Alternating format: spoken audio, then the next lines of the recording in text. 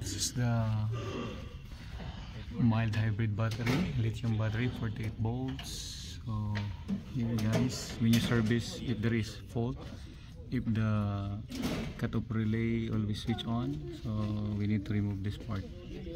This one, we call this one ground plate. 1, 2, 3. So this is ground plate. So we'll remove this before we do the service for the high voltage. And so how to remove?